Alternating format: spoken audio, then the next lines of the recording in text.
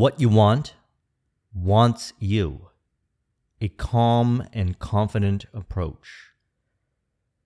This conversation is built upon Thursday's video in which we spoke of self-confidence. And we're also relating it over to last Sunday's Neville Goddard discussion, in which we spoke about I am the cause. Now, Neville states, all you can possibly need or desire is already yours. You need no helper to give it to you. It is yours now. Call your desires into being by imagining and feeling your wish fulfilled. As the end is accepted, you become totally indifferent as to possible failure. For acceptance of the end wills the means to that end. When you emerge from the moment of prayer, it is as though you were shown the happy and successful end of a play, although you were not shown how the end was achieved. However, having witnessed the end, regardless of any anticlimactic sequence, you remain calm and secure in the knowledge that the end has been perfectly defined. Now, this is something that we understand more so through experience. As I reflect back on my own life and through many conversations that I've had with others about their own journey to realizing their goals and visions, they realize that the acceptance of the end really does will the means. We say some way, somehow. Now, through experience, we learn these things. However, if we don't have the reference experience, then we still have faith. So Neville states, prayer, like sleep, is also an entrance into the subconscious. So if we don't consciously know how we're going to produce that result, whatever that goal may be, the business goal, the relationship goal, whatever that may be, if we don't know how we are going to get there, it's important to recognize the power of I am. What we say I am to calls upon powers within the subconscious mind to bring it into existence in ways that we might know. As Steve Jobs said in his commencement speech, you can connect the dots looking backwards. You know the way that works for you, and you can share it with others, and it may be the way it works for them. However, what we're really dealing with here is faith, realizing that there's a distinct pathway to realizing our vision. We also call this trusting. It's stated in Matthew 6:6, when you pray, enter into your closet. And when you have shut your door, pray to your Father which is in secret. And your Father which is in secret shall reward you openly. So we call upon the power of I am, what we say I am to. All and everything exists here in this moment, and it is revealed based on what we consciously and unconsciously say I am to. But it starts with the conscious, imagining ourselves at that end, which is a form of prayer, as he says here.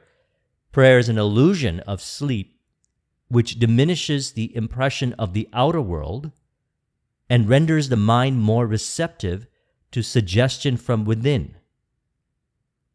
The mind in prayer is in a state of relaxation and receptivity akin to the feeling attained just before dropping off to sleep. We call this being calm. Now, James Allen, in his book, As a Man Thinketh, says it really well. He says, calmness of mind is one of the beautiful jewels of wisdom. It is the result of long and patient effort in self-control, essentially observing what we say I am to and identifying with our vision, both in the prayer and living in faith day by day on the journey to realizing our vision. This means if we experience something in reality, the five sensory experience, in which we seem to fear or doubt or have indecision about, we recognize that our desire or what we desire to experience is already in the process of being realized. That's what we're saying I am too in that moment. I am my vision. I am that person. Now, James Allen also said, a man becomes calm in the measure that he understands himself as a thought-evolved being, for such knowledge necessitates the understanding of others as a result of thought. And as he develops a right understanding and sees more and more clearly the internal relations of things, by the action of cause and effect, he ceases to fuss and fume and worry and grieve, and remains poised, steadfast, and serene. Now let's relate this over to the next part that Neville speaks of, where he says, your prayer must be answered if you assume the feeling that would be yours were you already in possession of your objective. Now we can do this instantaneously in the moment right now. By going beyond the evidence of the five senses, realize that the five sensory evidence, this experience, is a result of past imaginal acts. Whether you consciously did it or you reconfirmed in your own imagination what you saw on the screen of space in reality and assumed it to be a certain way, and thus continued to play the same cycle again. And so, if we have challenge with this, he recommends prayer, or in state akin to sleep, imagining by shutting out the five senses, going into your imagination, and recognizing that you are that person right now. Now, if we relate this over to Thursday's video, you see yourself behaving confidently in your imagination.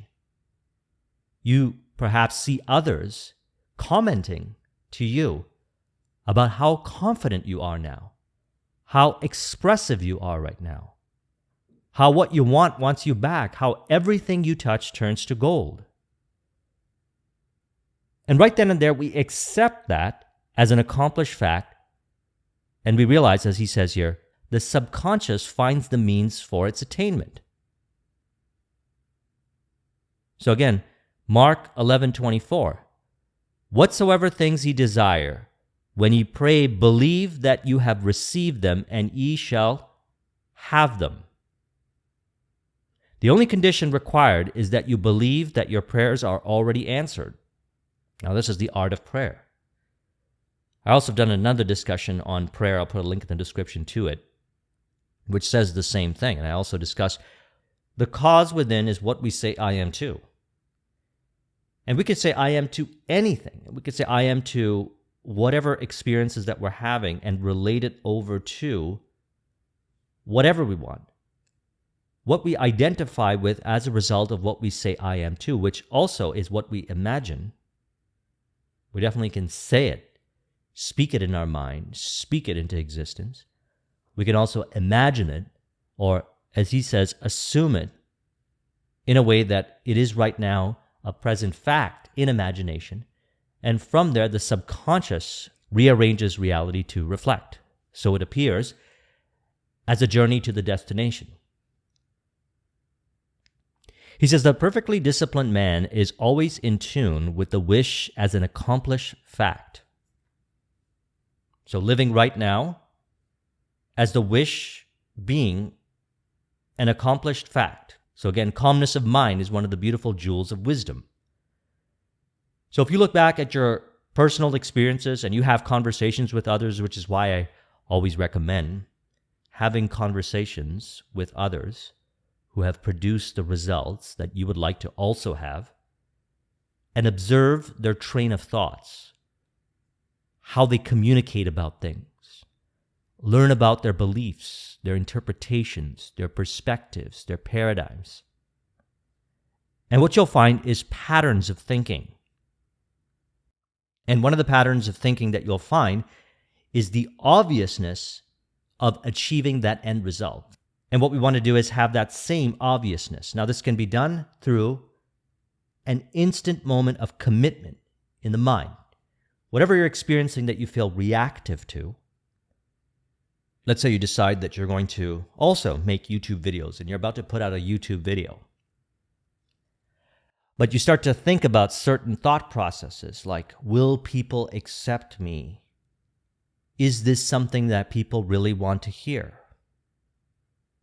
See, what we're doing at that point is we're assigning five sensory interpretation to that particular act. And that's fine, because when you release from those interpretations by simply going into your imagination and say, how am I really? I really am the person that can authentically express in a way where it resonates with others. And there are many others that want to receive what I have to say. What I want wants me back. What I want to do is express. And I'm expressing so that others can receive my own experience, my own understandings, and apply the information to create change in their lives. What I want wants me back. And then when you open up your eyes, you realize that you are compelled now to make the video. You have successfully released from certain kinds of interpretations in regards to the five sensory experience from the perspective of past ideas. Maybe you accumulated those ideas somewhere. We identify with that, then we shall see that as our experience. However, we can choose to identify with anything. And the suggestion has been made to identify from the perspective of love. So, what would you imagine would happen from the perspective of love? What you love loves you back. Now, one stays committed like this to the imaginal scene by conscious reflection, as James Allen articulated, cause and effect reflection. If they start to do certain things and experience certain kinds of convoluted stress-based thinking, such as the ones I brought up just a moment ago, they realize that those are just strains of thought. They are transcendent to the thought, and they can say, I am too, anything, from the perspective of love, and they will experience that in the moment.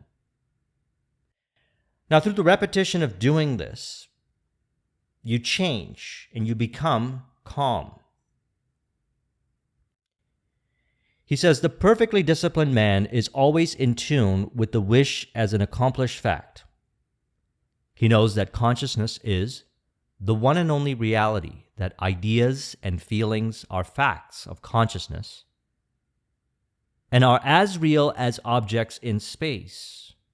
Therefore, he never entertains a feeling which does not contribute to his happiness, for feelings are the cause of the actions and circumstances of his life. So a person desires to express, and they find themselves perhaps having internal resistance. One of the best things to do at that point is to just say, that's fine. So I have some fear, so I have some internal resistance, so I have some stress. Release from the identification. Now, from that acceptance, we have calmness of mind. And in that calmness of mind, we can close our eyes if need be. And in our mind, in our imagination, we say, I am the person that expresses confidently, that reflects as others receiving what I have to offer, and they benefit from what I share, and they reciprocate it via their behaviors, their body language, and their engagement in their communication, or something like that. What a person will notice is that when they identify with that train of thinking, that's exactly how it's going to play out. And so it's important then to value the journey and see it as valuable as the destination, because the journey reveals things about ourselves.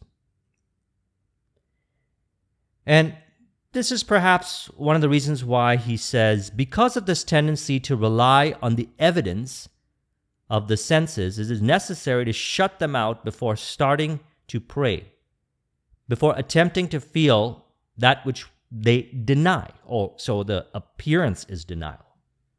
As we continue down this journey, we'll recognize that reality is not rejecting us unless we believe that it does.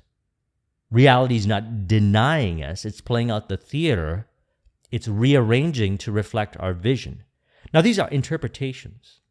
These are interpretations that I have, that I've identified with more so.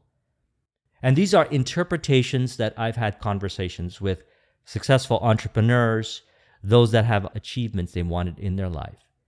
And although they might not have exactly said it that way, what they were saying was implying just that what the reality was for them was their vision, and that this world, some way, somehow, is going to rearrange itself in known ways, as in they know what to do.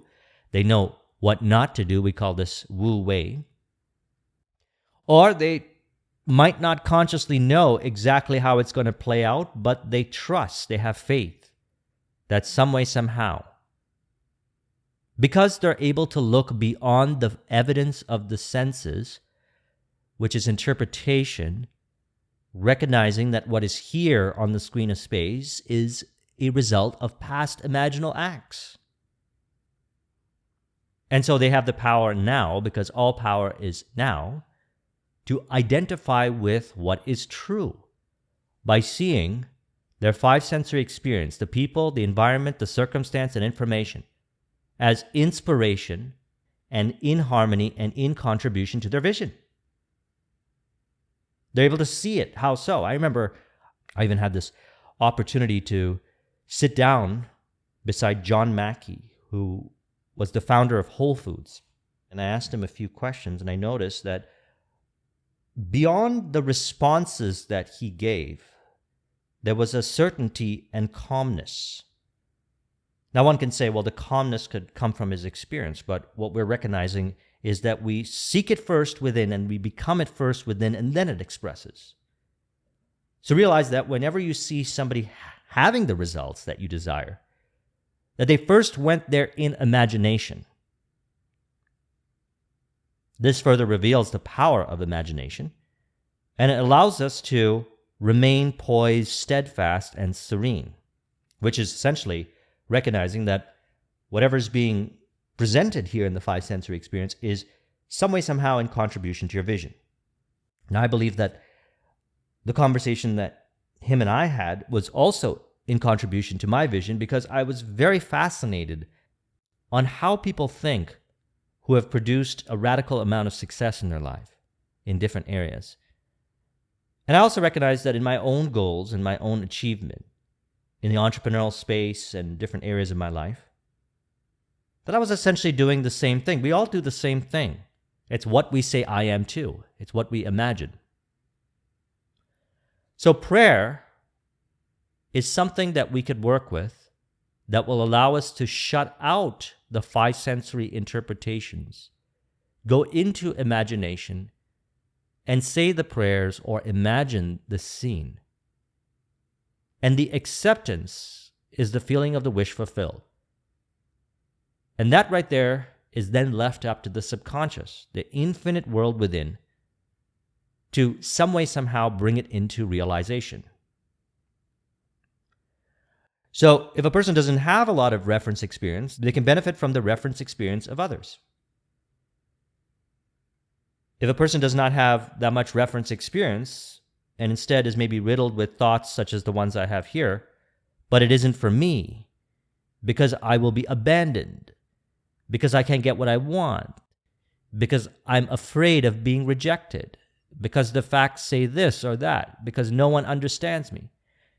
These are all interpretations, things that we're adding to what we say I am too. So a person might say, I am a successful person. Then 5 seconds later or throughout the day they're thinking and they're identifying with, but success is not meant for me. Or I want the ideal relationship, but they're thinking, but I will be abandoned. These are thought processes. No need to shame ourselves for having these thought processes. We don't need to identify with them anymore, but if they seem to be recurring thought processes, then we can go in and do the subconscious mind work and watch the almost 2-hour video I did on the power of the subconscious mind, 2022 Interpretations by Joseph Murphy, to help us with that, change those beliefs around. As a result of changing those beliefs around to more accurate, empowering, true beliefs in relation to the ideal, the vision, what we notice is we have less of those thoughts or none of those thoughts because it's so obvious. Or here's another one, because I can't get what I want. Well, perhaps in past experiences, you had this idea formulated, our own self-imposed thinking, that what we want doesn't want us back. It's important to reflect back and see where we got these ideas from. What we find is that intuition in that particular moment when we were identifying with that idea, which we can call limiting or disempowering, was actually sharing with us, you know what, this doesn't resonate. But for some reason, we didn't listen to ourselves and understand. We're understanding it more so now, the power of the subconscious. And as a result, we began to identify with that kind of thinking, and then it started to play out in the theater in our life. These are thought processes that we've identified with. So we can release from those thought processes. They're just thought processes because if you speak with others who have the calmness of mind to a high degree, maybe in certain areas, maybe they might not have it with everything, but in certain areas, the areas that they're proficient in, the certain areas where they're demonstrating a high level of wisdom, you'll find that they say things like, well, I want it, I got it. If I want it, I'll get it. I don't feel like going after it, but if I felt like it, I'll make it happen. That's because they have what James Allen says, calmness of mind, which is one of the beautiful jewels of wisdom. Go back into prayer and identify with the vision, because prayer is a form of affirmation. Stimulate I am identification with, without the added aspects like, but it's not meant for me, but I can't get what I want, because I'm afraid of being rejected. Things like that. So Neville says, prayer is the art of assuming the feeling of being. So let's reflect upon this very deeply. Prayer is the art of assuming the feeling of being and having that which you want. It's an art. See, if we start to overthink things, then we're not going about this from the perspective of an artist. An artist sees a vision and expresses the vision. They are the conduit of divine expression. They have a vision and they sculpt it, or they paint it, or they speak it, or they sing it. Any kind of artistic expression, I consider life to be an artistic expression. They assume it, it's done, and they allow themselves to express it some way, somehow, and then it's done. They've expressed the great work. So he says, when the senses confirm the absence of your wish, all conscious effort to counteract this suggestion is futile and tends to intensify the suggestion. So we're not fighting against ourselves within. We're essentially releasing from the interpretations. Now, we get better at it with practice, and I recommend making this a way of life. And as you continue to make it a way of life, you will definitely have the calmness of mind. Because whatever shows up here in the five sensory experience, you realize that this is probably, some way, somehow, a aspect of my past interpretations or imaginal scenes. And I no longer need to imagine this right now. I can reimagine. I can look at the five sensory experience and reimagine it, reinterpret it from the perspective of what is true in harmony to the vision, such as a person can change this from, but it isn't meant for me. It can be, I realize that what I want wants me back. I'm able to look back at my own reference experience and reference experience of others and see that when they and myself have identified with these things, I always got what I want. You'll start to remember these experiences in your life as soon as you identify with that statement. Or a person might say, but I will be abandoned. The relationship won't work out.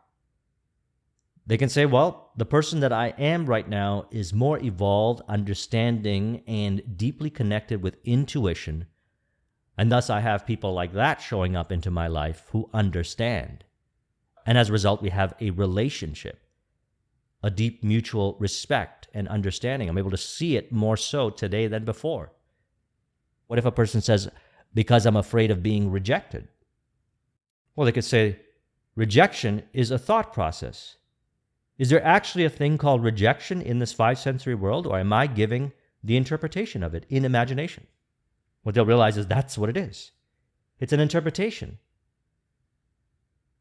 A person can look at what they perceive as rejection as cause and effect reflection for optimization data, so thus all experiences are valuable, or something that will stimulate within themselves a connection of knowing what to say next. For example, in sales, when someone presents an objection, and we know that the product or service is for them, and it's a benefit to them because we put out the intention that we were going to find others that were going to play out the theater of building a business, creating products and services that benefit others, and they were going to pay fair compensation for it. We put out that meaning.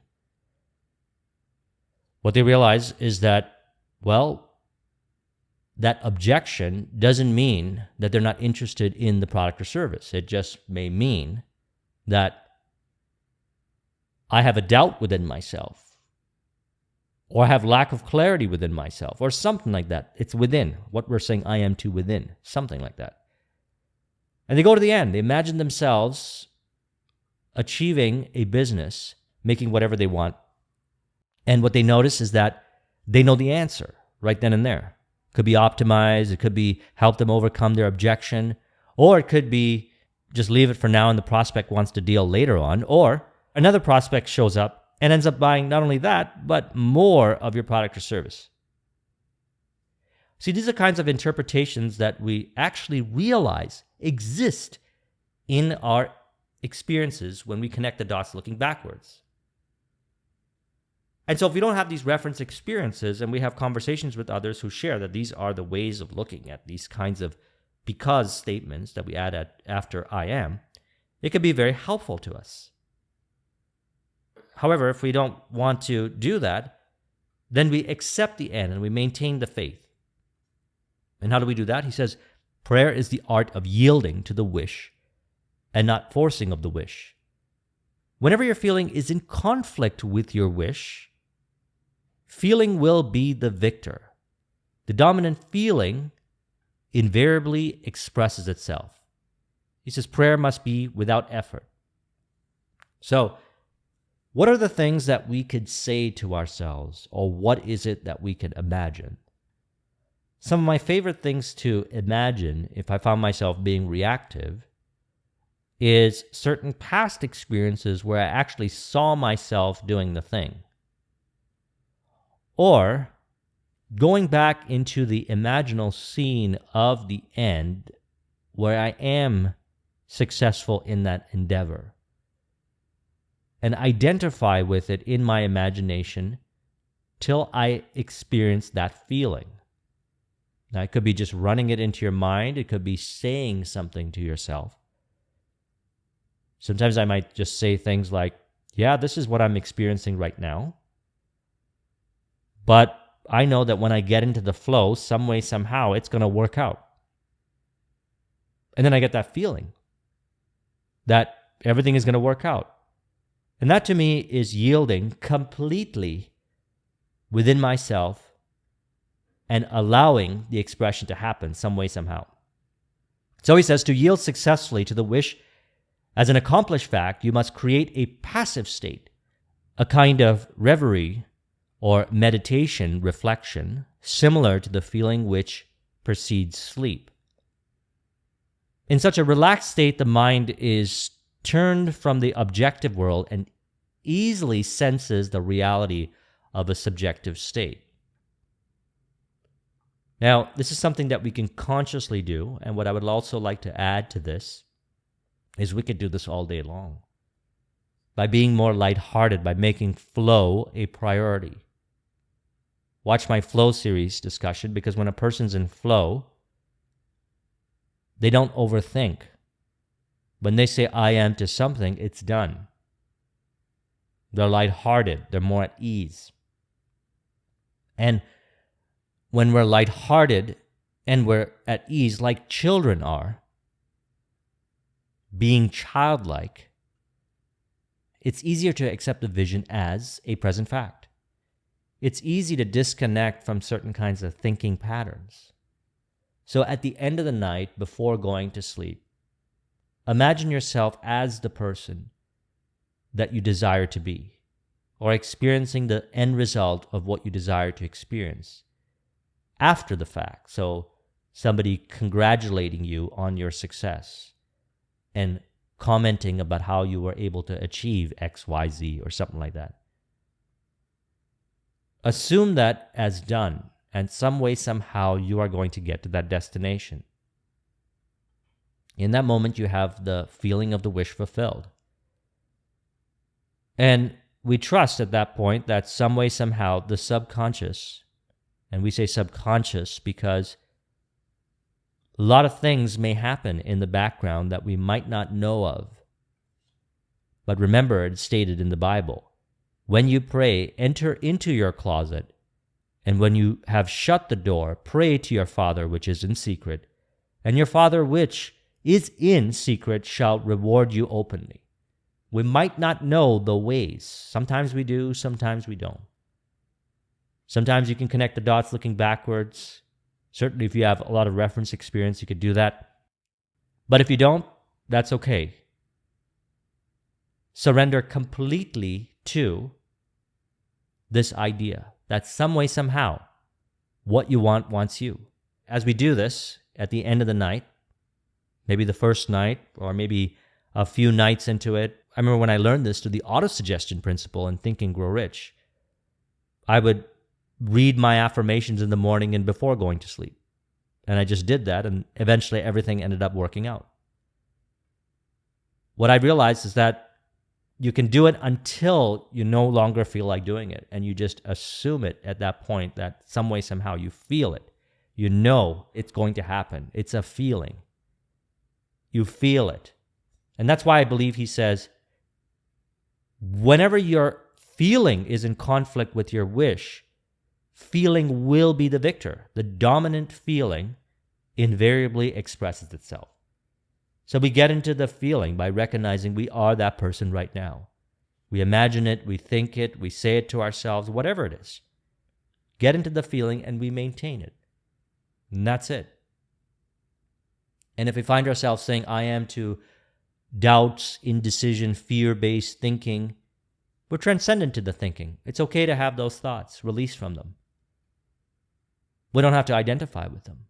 Just having a thought process like that allows us to be more in flow. And then another thing that I like to do is just make flow a priority, because then what I find is it's easier for me to yield to the wish and not force the wish and actually be in harmony with the wish or the vision throughout the day. And if you experience something that you would call rejection, you're a lot more lighthearted about it. You don't seem to be reactive and identifying, unconsciously saying, I am too, things like perhaps, but it's not meant for me. I'll be abandoned. I can't get what I want.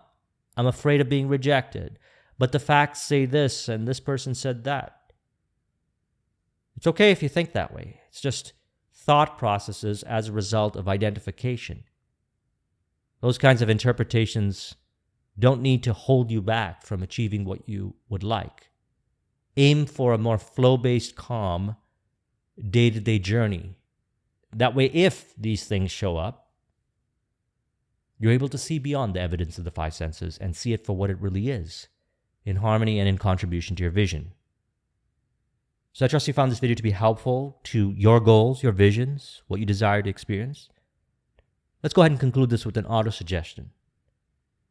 We could say, I realize the art of assuming is just that, an art expression, vision into reality, and I am the conduit of divine expression. Some way, somehow, through calmness and yielding, which becomes easier each day, I'm able to see things into existence easier, faster, and from the perspective of Wu Wei, knowing what to do, what not to do, through the internal intuitive guidance that I receive within.